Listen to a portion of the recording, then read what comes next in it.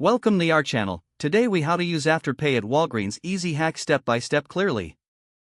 First, ensure you have an Afterpay account set up before heading to Walgreens.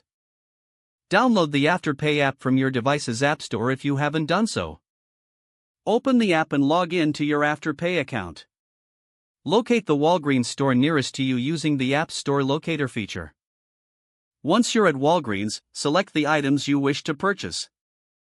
Proceed to the checkout counter with your selected items. Inform the cashier that you would like to pay using Afterpay. The cashier will scan your items and tell you the total amount due. Open your Afterpay app and tap on Shop to find Walgreens listed among the merchants. Select the card option within the Afterpay app. You will receive a virtual card number along with the expiration date and CVV.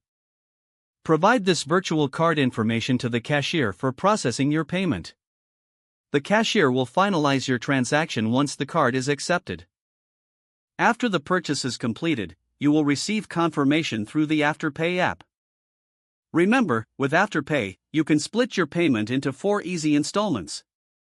Your first payment will be due at the time of purchase, and the remaining 3 will follow every 2 weeks. Keep track of your payment schedule within the Afterpay app to avoid any late fees. Now you know how to conveniently use Afterpay at Walgreens. If the page does not load, refresh the browser or try again. Make sure you are using the correct email address, then retype it carefully to avoid small typos. If your password is not accepted, use the reset option and create a new strong password you can remember. Check your spam folder for verification or security emails, then complete any requested confirmation steps. Enable two-factor authentication if available to improve account security and reduce unauthorized access risk.